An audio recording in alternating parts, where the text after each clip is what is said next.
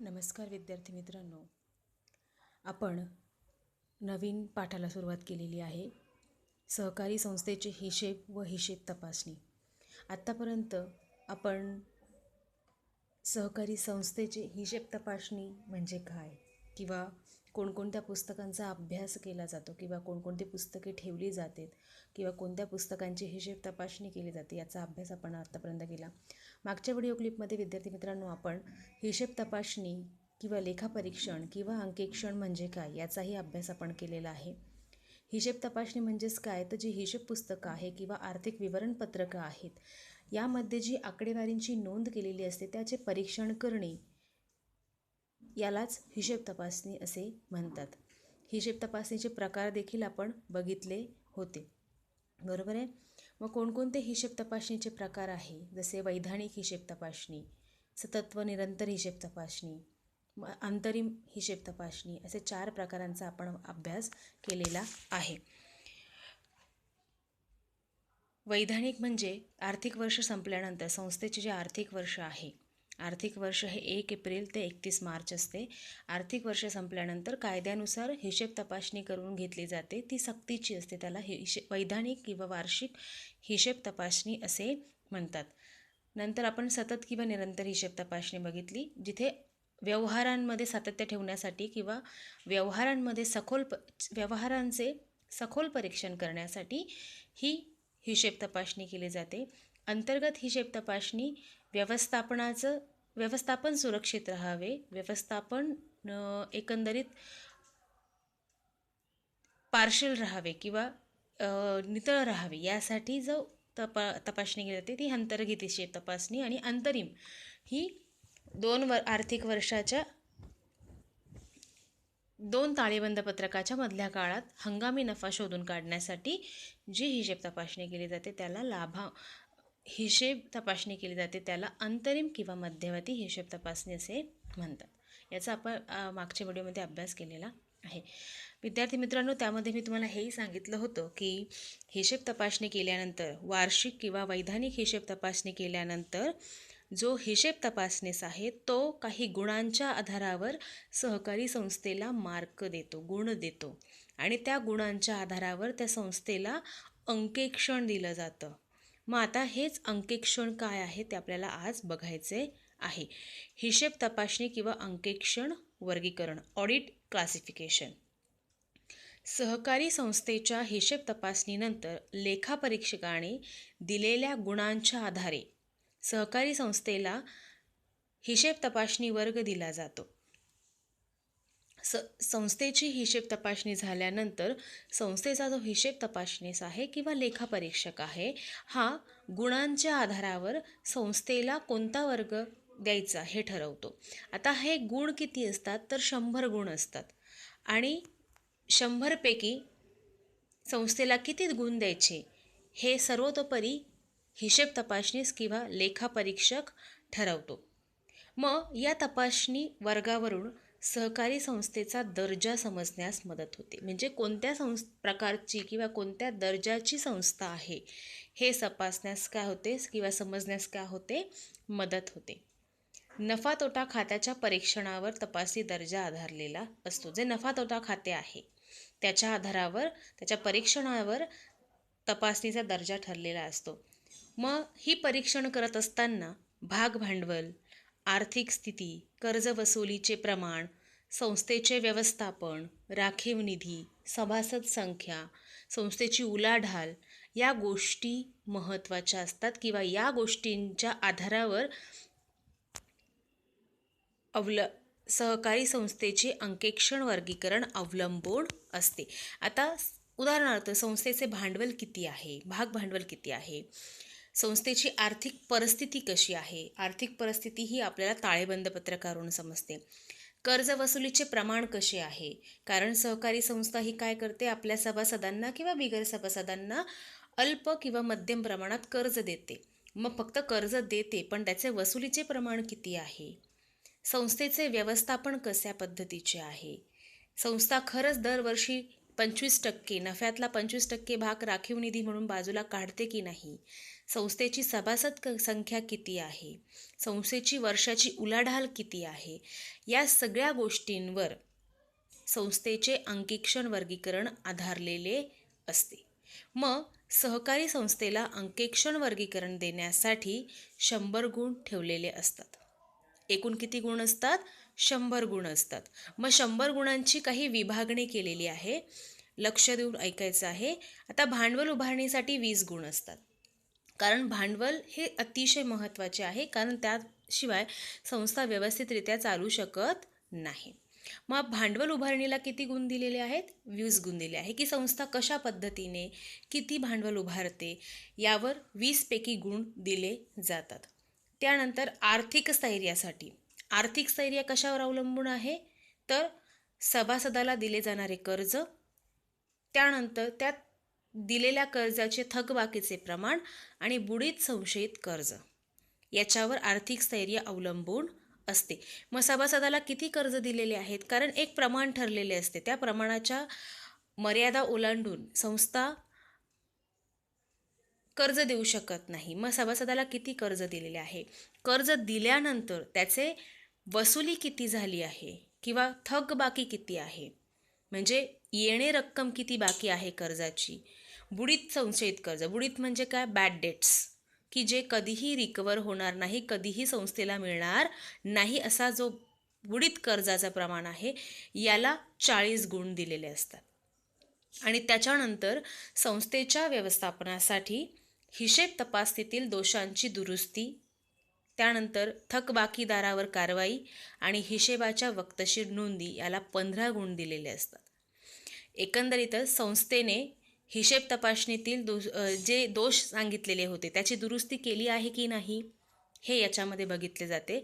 त्याचबरोबर जे थकबाकीदार आहे, एकंदरीत थकबाकीदार म्हणजेच काय, की ज्यांना कर्ज दिले आहे परंतु त्यांनी संस्थेला वेळेवर कर्ज पूर्ण केले, कर्जाची रक्कम परतफेड केलेली नाही, मग अशा थकबाकीदारांवर किती कारवाई केलेली आहे आणि हिशेबाच्या किती वक्तशीर नोंदी केलेल्या आहेत याला 15 गुण दिलेले असतात. आणि संस्थेचे सर्वसाधारण जे कामकाज आहे, जे दैनंदिन कामकाज आहे, हिशेब पुस्तके ठेवणे आहे, हिशेबपत्रके ठेवणे आहे, काही अवैधानिक नोंदी ठेवणे आहे, अशा सर्व एकंदरीत सर्वसाधारण कामकाजासाठी 25 गुण असतात. अशी 100 गुणांची विभागणी केलेली असते. आणि त्या विभागासाठी संस्थेला किती मार्क मिळतात या पेवरून 100 पैकी संस्थेला जे मार्क मिळतात त्या मार्कांवरून, त्या गुणांवरून संस्थेचा वर्ग ठरवला जातो, ज्यालाच अंकेक्षण वर्गीकरण असे म्हणतात. मग हे अंकेक्षण वर्गीकरण कसे आहेत, कोणकोणते वर्ग दिलेले आहेत ते वर्ग आपण बघणार आहोत. विद्यार्थी मित्रांनो, परत लक्षात घ्या की 100 मार्काचे गुणांची विभागणी केली आहे. 100 मार्कांमध्ये भांडवल उभारणीसाठी 20 गुण असतात, आर्थिक स्थैर्यासाठी 40 गुण असतात, त्यानंतर संस्थेच्या व्यवस्थापनाच्या नोंदी ज्या आहे किंवा संस्थेचे व्यवस्थापनासाठी 15 गुण असतात आणि सर्वसाधारण कामकाजासाठी 25 गुण असतात. असे एकूण 100 गुणांची विभागणी केलेली असते. आणि 100 पैकी संस्थेला किती गुण मिळाले आहे याच्यावर संस्थेचे अंकेक्षण वर्गीकरण ठरलेले असते, म्हणजे संस्थेला कोणता वर्ग द्यायचा किंवा कोणते अंकेक्षण द्यायचे हे लेखापरीक्षक किंवा हिशेब तपासनीस ठरवतो. मग आता हे अंकेक्षण वर्गीकरण कोणकोणते आहे ते आपण बघूया. पहिला जो वर्ग आहे तो आहे अ वर्ग. आता अ वर्ग म्हणजे काय, तर अ वर्ग कोणत्या संस्थेला देण्यात यावा, तर 60% जास्त गुण प्राप्त करणाऱ्या सहकारी संस्थेला हिशेब तपासणीमध्ये अ वर्ग दिला जातो. आता 60% जास्त म्हणजे काय, तर 100 पैकी ज्या संस्थेचे गुण हे 60% जास्त आहे किंवा तिला 60% जास्त गुण तिने प्राप्त केले आहे त्या सहकारी संस्थेने, तर अशा संस्थेला कोणता वर्ग दिला जातो, अ वर्ग दिला जातो. एकंदरीतच अ वर्ग मिळाला म्हणजेच काय, तर त्या संस्थेची आर्थिक स्थिती काय आहे, उत्तम आहे, म्हणजेच जिचे कर्ज हे कमी आहे आणि संपत्तीही जास्त आहे. एकंदरीतच काय, तर कर्ज वसुली करण्यामध्ये संस्थेला चांगलेच यश मिळालेले आहे. आणि या संस्थेच्या बाबतीत थकबाकीचे प्रमाण हे अगदी कमी म्हणजेच 10% जवळपास असते. म्हणजे जी थकबाकी अगदीच कमी असते. विद्यार्थी मित्रांनो, मी तुम्हाला मागेही सांगितलं होतं की बघा, ज्याप्रमाणे तुमची वर्षातून 4 वेळेस परीक्षा घेतली जाते, बरोबर आहे ना? तुमच्यामधले स्किल तपासण्यासाठी, तुम्हाला किती येतं हे बघण्यासाठी, आणि त्याच्या आधारावर शेवटच्या परीक्षेच्या आधारावर मग तुम्हाला गुण देऊन तुमचा क्लास ठरवला जातो की तुम्ही फर्स्ट क्लास आले आहात, सेकंड क्लास आले आहात, डिस्टिंक्शनमध्ये आले आहात, बरोबर आहे ना? तर त्याचप्रमाणे वर्षभर जेव्हा संस्था काम करते तेव्हा वर्षाच्या शेवटी हिशेब तपासणी झाल्यानंतर त्या संस्थेची सुद्धा परीक्षा घेतली जाते 100 मार्काची. आणि या 100 मार्काची विभागणी 20, 40, 15 आणि 25 अशी केली जाते. आणि त्यापैकी जर त्या संस्थेला 60% जास्त गुण मिळाले तर अशा संस्थेला अ वर्ग दिला जातो. म्हणजेच त्या संस्थेची आर्थिक स्थिती काय आहे? उत्तम आहे. कर्ज वसुली करण्यात ती संस्थेला चांगल्याच प्रकारचे यश मिळालेले आहे आणि थकबाकीचे प्रमाण अतिशयच कमी म्हणजे जवळजवळ 10% आसपास आहे. लक्षात आलं? त्यानंतर पुढचा जो वर्ग आहे तो आहे ब वर्ग. Distinction, first class, second class आणि पास क्लास आणि फेल. आपल्याला ह्या सगळ्या गोष्टी माहिती, बरोबर ना? डिस्टिंक्शन म्हणजे ज्याला 75च्या पुढे मिळाले आहेत, फर्स्ट क्लास म्हणजे ज्याला 60च्या पुढे मिळाले आहेत, बरोबर आहे. सेकंड म्हणजे ज्याला 55च्या पुढे आहेत, आणि पास क्लास म्हणजे ज्याला जो 35च्या पुढे आहे आणि 55च्या आत आहे, बरोबर आहे ना? तर आपण अशी विभागणी करतो वर्गाची. त्याचप्रमाणे सहकारी संस्थेच्या गुणांची सुद्धा विभागणी करण्यात आली. आता आपण बघितलं की 60%पेक्षा जास्त असणाऱ्यांना अ वर्ग आहे. परंतु आता 60%पेक्षा जर कमी असेल तर मग कोणता वर्ग दिला जातो? तर जर सहकारी संस्थेला 50 ते 59% गुण जर प्राप्त झाले तर त्या संस्थेला ब वर्ग देण्यात येतो. आणि ब वर्ग जर दिला तर असे समजायचे की त्या सहकारी संस्थेची आर्थिक स्थिती थोडीशी बरी आहे आणि संस्थेच्या थकबाकीचे प्रमाण हे 25%च्या आसपास असते. लक्षात आलंय? म्हणजेच थकबाकीचे प्रमाण वाढले बघा. गुण कमी झाले म्हणजे थकबाकीचे प्रमाण वाढते. थकबाकीचे प्रमाण वाढले म्हणूनच गुण काय झाले आहेत? कमी झाले आहेत. ओके.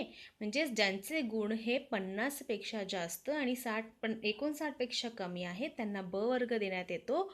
आणि अशा संस्थेची आर्थिक स्थिती ही थोडीफार बरी असते आणि संस्थेची थकबाकी ही 25%च्या आसपास असते. त्यानंतर तिसरा मुद्दा आहे क वर्ग.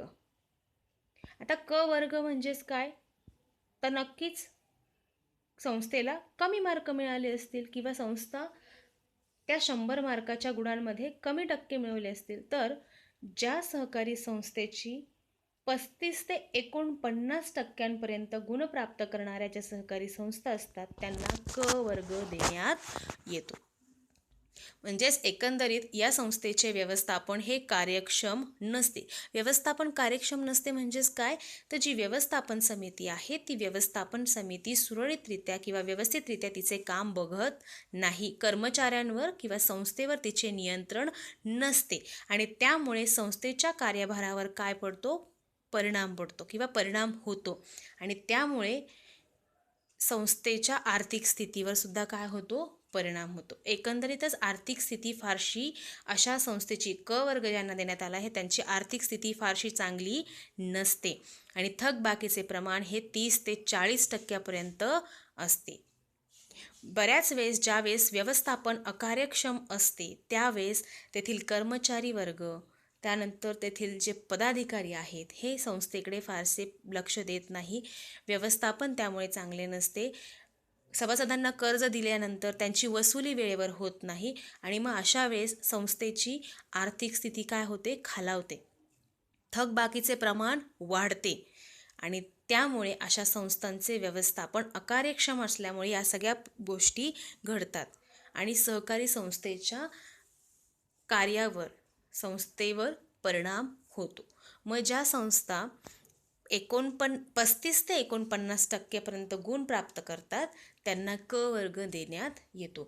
मग अशा वेळेस हिशेब तपासनीस त्यांना काय ॲडवाईस देतो, काय सल्ला देतो, तर व्यवस्थापन आणि कामकाज सुधारण्याची आवश्यकता आहे असे ॲडवाईस देतो, तो असा सल्ला देतो त्यांना.